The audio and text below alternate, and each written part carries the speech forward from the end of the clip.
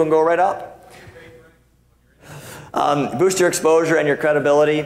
As far as this goes, you want to be using your affiliate program to get lots of links to create this community, create the relative links, and of course you boost your credibility and you boost your ranking in search engines by getting all these other sites and building this community, for lack of better terms. Ensure that your links,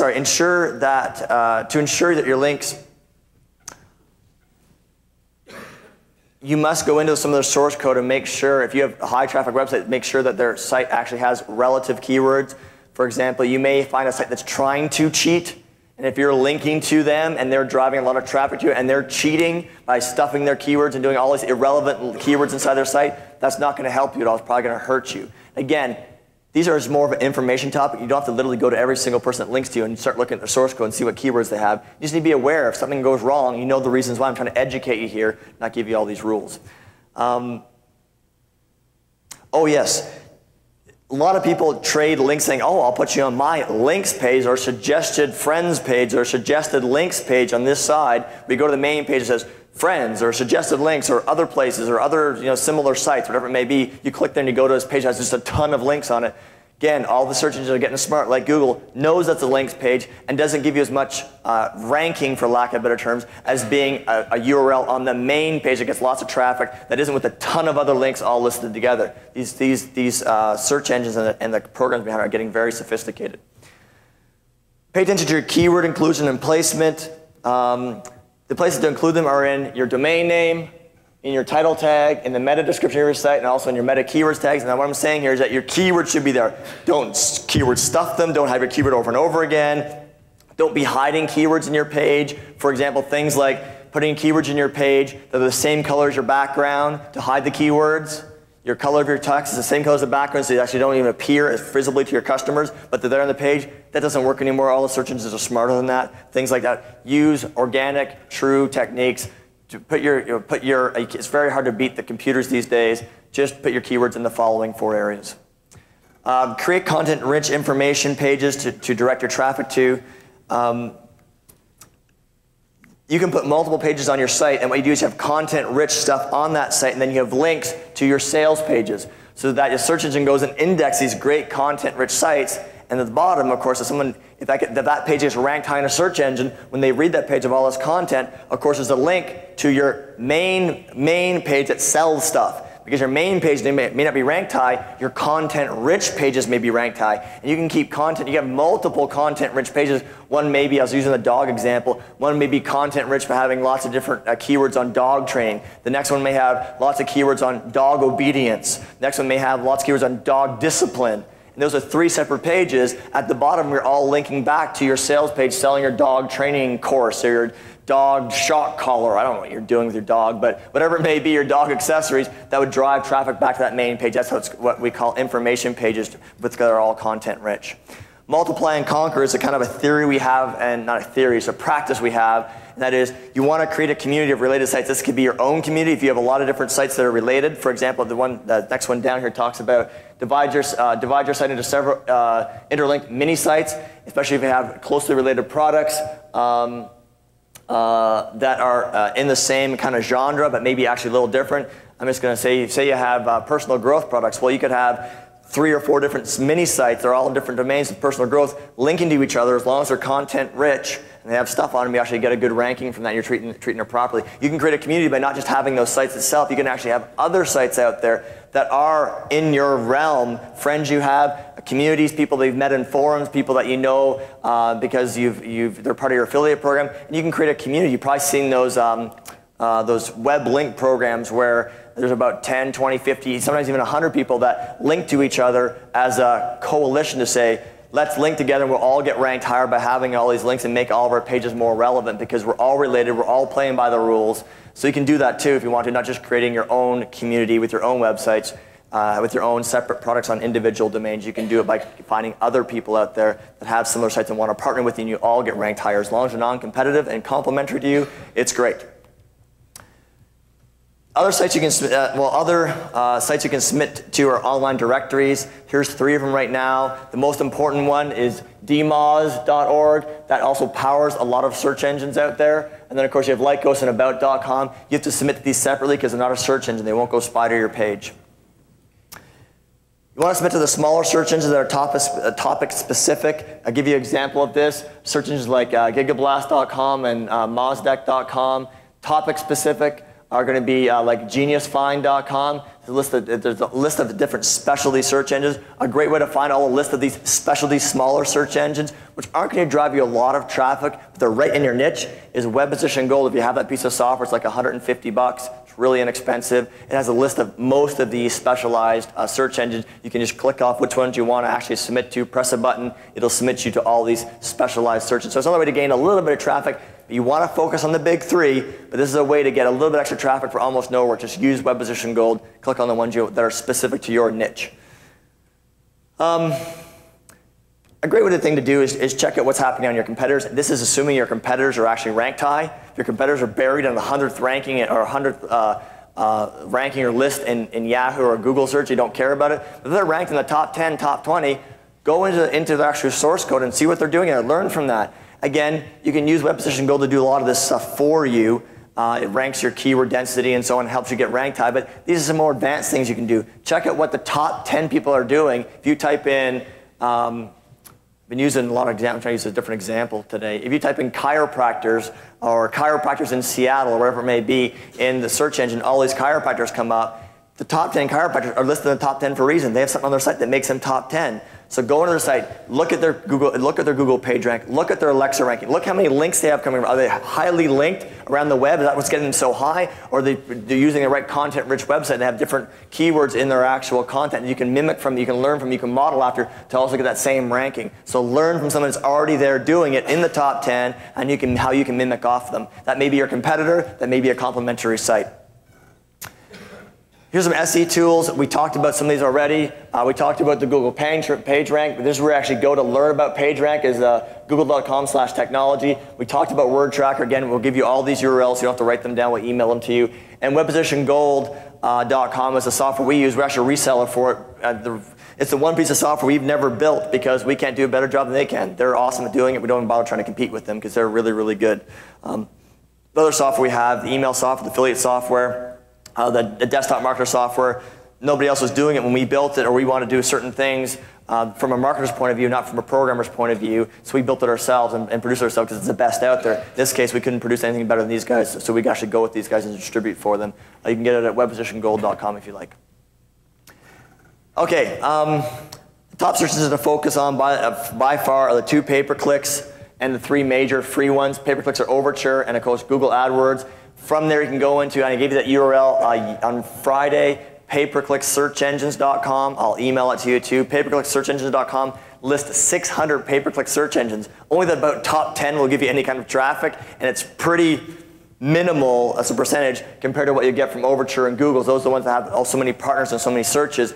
But it is the way to get cheap traffic and get a little more traffic at very low prices. So you can go to pay-per-click-search-engines.com. Free search engines, we talked about these 3. That's where you go to get free search engine ranking or site ranked in free search engines.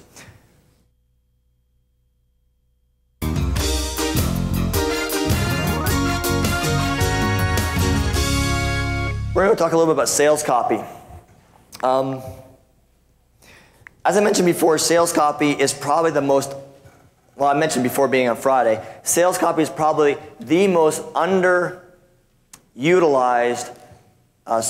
skill that you can ever learn. Underutilized skill that is ever employed to make more money online, and underutilized skill and underutilized method to make more money online tomorrow. What happens is that you put this page up, you think it's great and dandy. Most people focus on how to get more traffic, how to get more traffic, how to get more people to my site. Whew, stop, slow down. Look at your conversion ratios first. If your conversion ratios aren't stellar, absolutely off the charts, you can make way more money much faster by taking that same amount of time and focusing on changing your copy and getting better conversion ratios. Then you kind of running around trying to find out how to get more traffic. Fix your copy first. And when you fix your copy, you're able to buy more traffic at higher prices again and again and again because you can afford it now.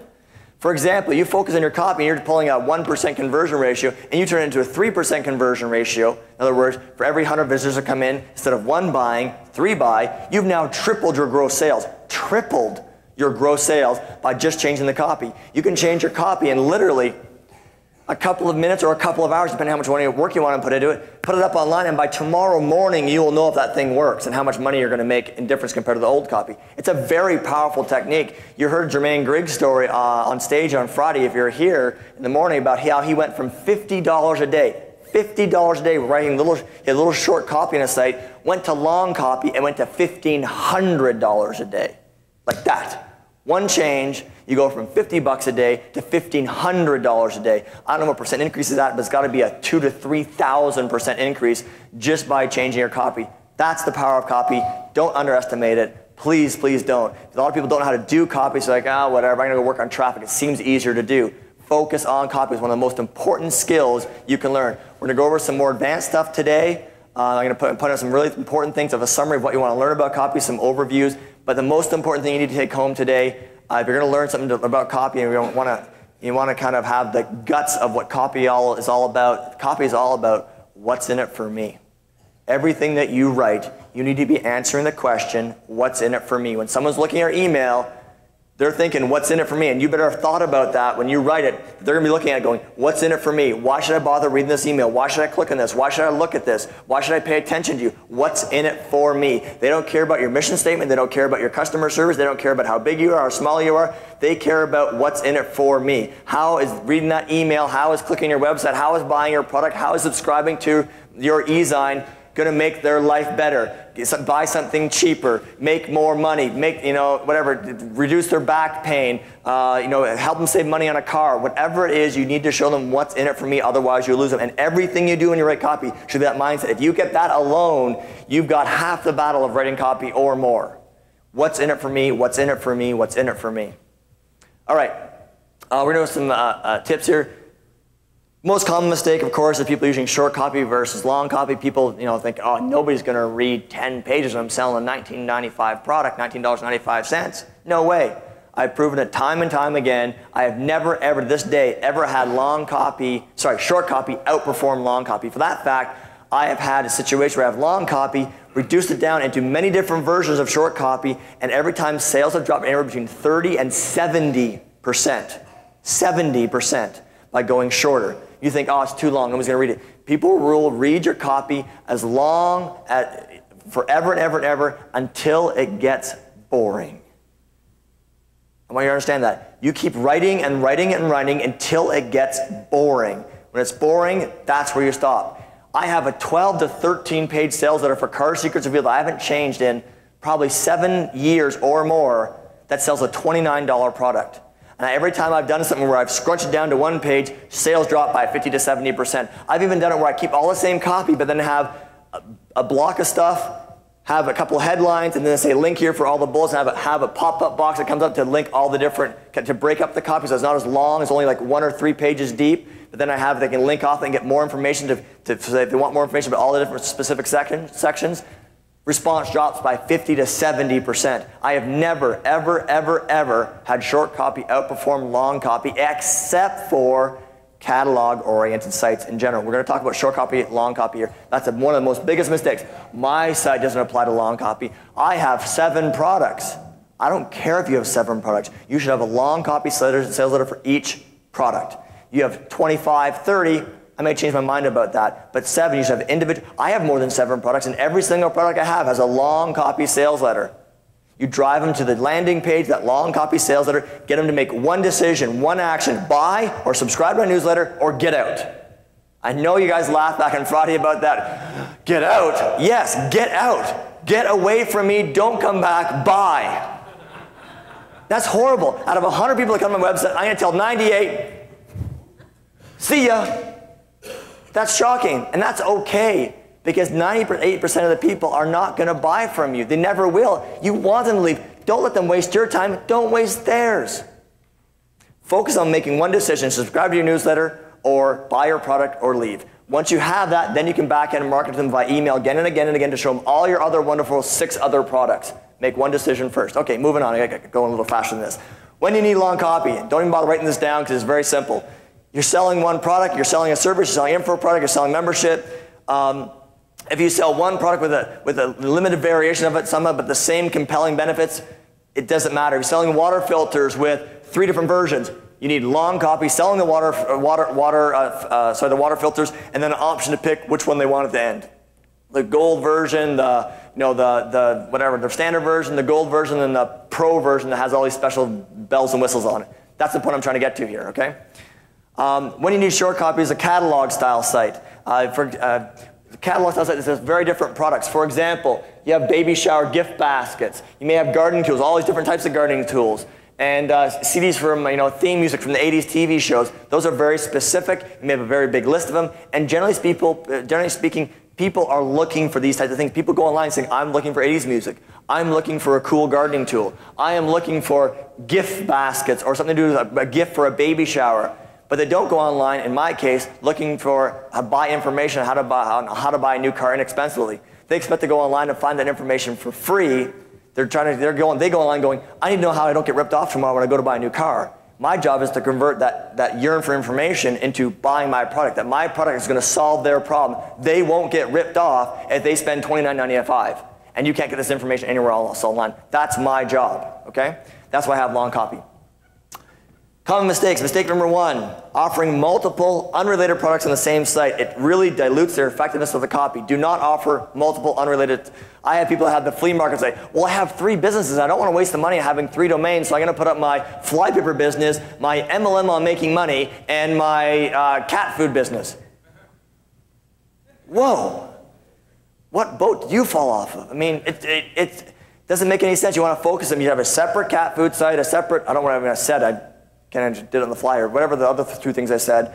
Separate site for each one. Focus on making that. You got to look like an expert in that field. They got to feel comfortable buying from you. Somebody's not going to go to a site and see these 3 different unrelated products and go, oh wow, that person must know what they're really doing regarding cat food because they have an MLM about making money and something else that there has to do with whatever. No, they need to focus on you're an expert at what you do, have a whole site devoted to it, and that's it. No flea market sites.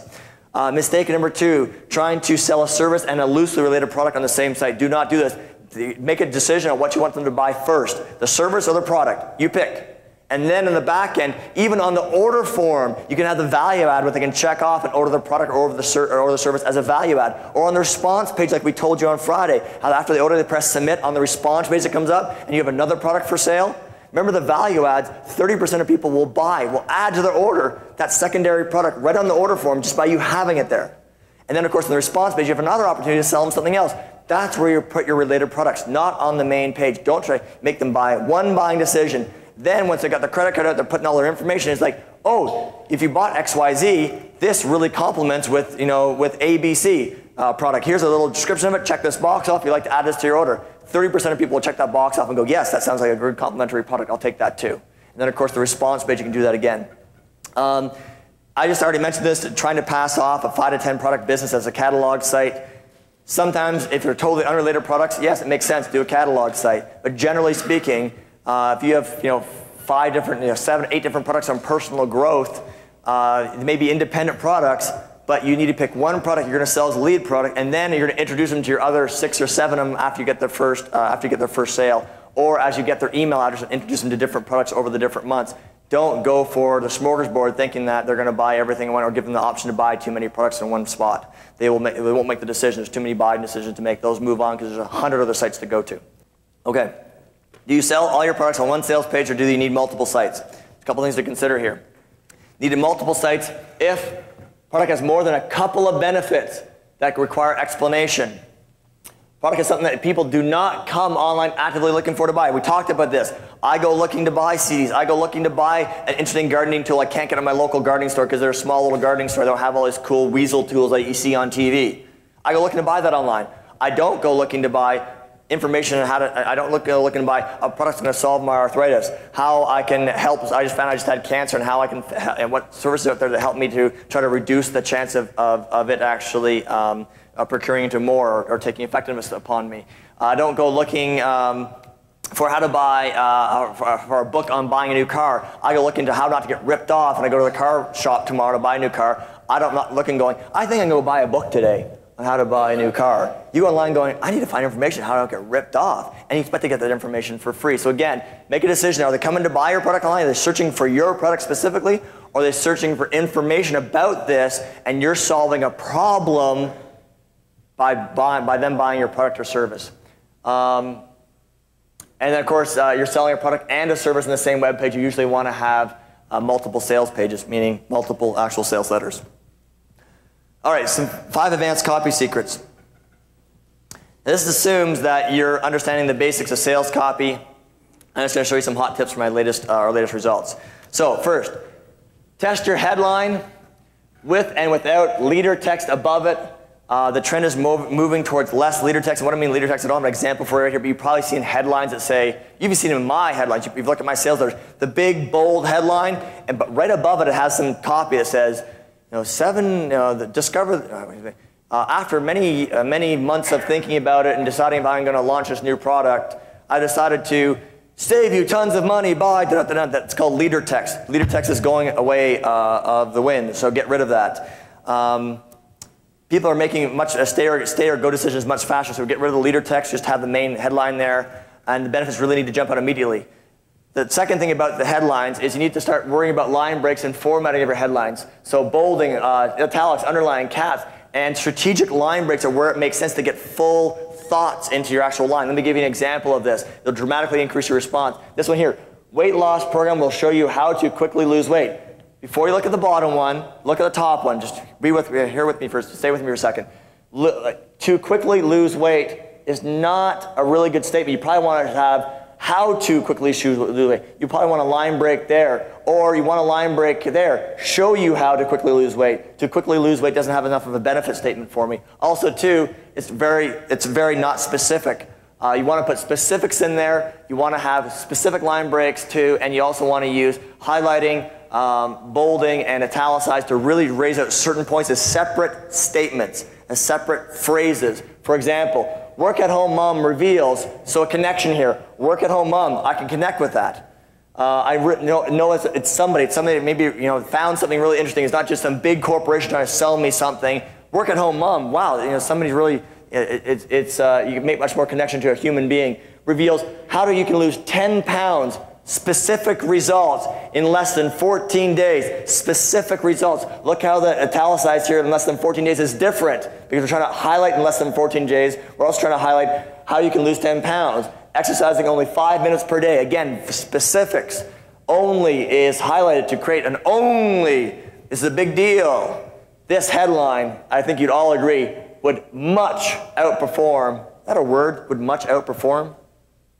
I guess I didn't pass English when I went to high school. All right, so this headline is a much more responsive headline. It will dramatically increase your sales results compared to this boring headline. And of course, you need to be careful. You're not making statements you can't back up. Everything you say in here, I give specifics you have to be able to back up and prove. But this is a very powerful headline. This is a very weak headline. You need to focus on stuff like this, using italicized, using line breaks. You notice that we line breaked here.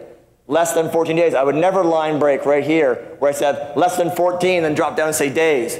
Less than 14 days is a thought. Keep it on one line. Okay, that's the whole idea. Strategic line breaks.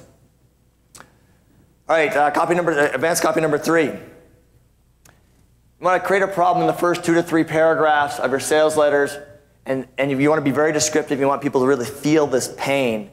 There's a really important thing to this.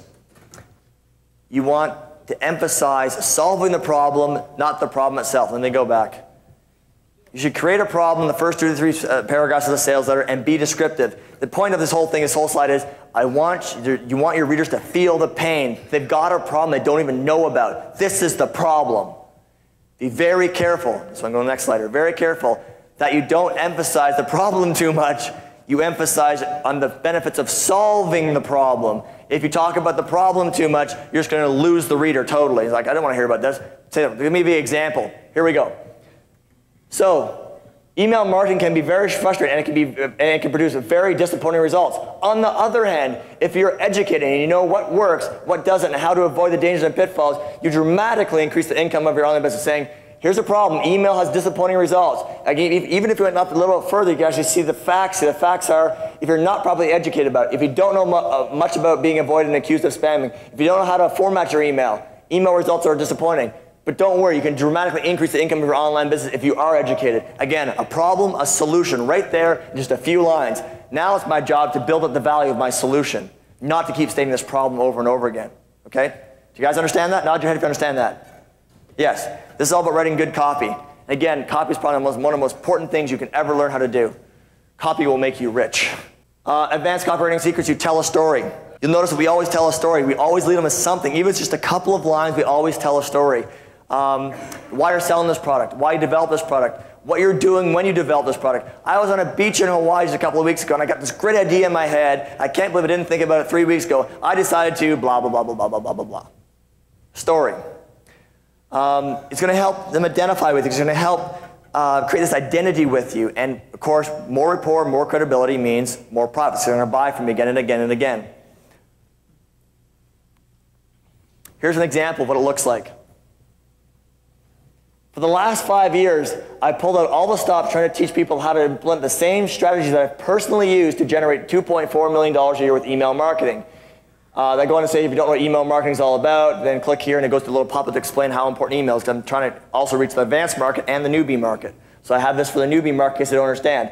Yet I see hundreds of my best customers still wasting hundreds of hours, leaving thousands of potential dollars in extra, easy to reach profits sitting on the table each month because they're afraid of email marketing will be difficult or expensive. Yada, yada. Again, I'm straight. Over the last 5 years, we've pulled out all the stops trying to teach you how to implement the same strategies, telling a little bit of a story. Again, you can have that same story of, I had the story of earlier when I first wrote one of my first, actually I still have it in Car Secret. I haven't read it, so I'm paraphrasing, but something about how I was driving my Porsche and that happened. I learned how to drive it for free, and came with a great idea. I should teach other people how to learn how to drive expensive cars for almost no cost, and why shouldn't I share this information? Have a story behind it. Just going in, saying, you should go do this, has no impact. Creating a story and creating rapport is very, very powerful. They get to know you. There's a reason behind why you're doing this. It makes sense in their mind. These are little things that may go, okay, that make a big difference in your response.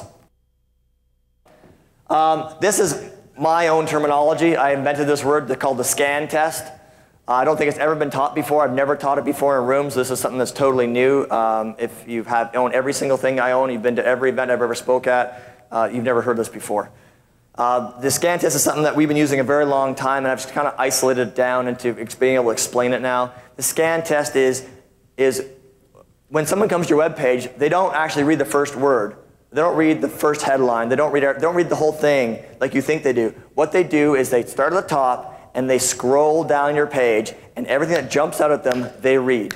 And they read it very quick. They'll read the headline, they'll read the stuff that's highlighted, they'll see the picture, they'll see the little icon, they'll see something in bold, and depending on where it is, they may not see the bold part in the middle. I want you to listen to this. They may not see a bold part in the middle of a paragraph, but they may see something you bolded at the end of a paragraph because it stands out more. And that one bold sentence at the end of a paragraph will get seen when they scan the letter compared to the bold sentence in the middle of a paragraph, because it attracts their attention because they're right around a lot of white spaces at the end of a paragraph. Does that make sense?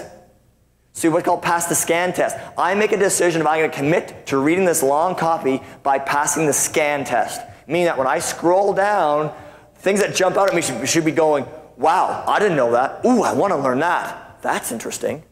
Rather than, buy my stuff, special price, get these free bonuses, guaranteed for life. Don't have that stuff in bold. Have interesting stuff in bold. Like the 4 easy ways to blank, blank, blank, blank. Learn how to discover to solve your arthritis in 30 minutes or less. Those are the kind of sub-headlines, the kind of things in bold, the kind of things in highlight you want to have out so that it passes the SCAN test. If I'm scanning through and go, discover 4 things to solve your arthritis. If I have arthritis and I'm searching on an arthritis website, I'm like, whoa, I want to know that. Get down a little further, talking about how, are you in pain? There's 8 different solutions to solve that problem depending on what your personality is and what your background is. Oh, I didn't know that. I want to learn that. It draws them in going, oh, I want to know about this. Oh, I'm going to take the time and read this letter. Then they scroll back to the top and they make a decision to word it word for word. But you've got to pass that SCAN test. If you have a letter that has these big stars that say money back guarantee and 2 for 1 and a big huge link that says, order now, and a big price, $400, and a big graphic image and font that's bigger than anything else, they're not going to be interested. They go, oh, they're just trying to sell me something. But if it looks like, this is very important, so I'm going to say it slowly. If it looks like you're offering a lot of content and teaching them in the sales letter, even if they do recognize you're selling something at the end, they still want to read it because they feel they're going to learn something from this. So you can still notice that the price at the bottom may be bolded or maybe underlined or maybe a link to an order form that stands out a little bit. But that's okay as long as you've attracted their attention enough and they went, oh, I want to know that. Oh, I didn't know that. Warning. Oh, okay. They're interested. They go, oh, I'm going to read it anyways. They want to read it because they feel there's information there that they're going to be left out of if they don't stop and read the whole letter because they can't get it from the bullet points. Those bullets and those things that jump out in the scan just tease them. They don't tell them anything. They just tease them going, oh, I want to know. So they have to go read it word for word to understand it. Okay? They read only the bolding and highlighting. Your biggest benefits jump out in bold and highlighting and subheaders in different colors, things like that out of the letter.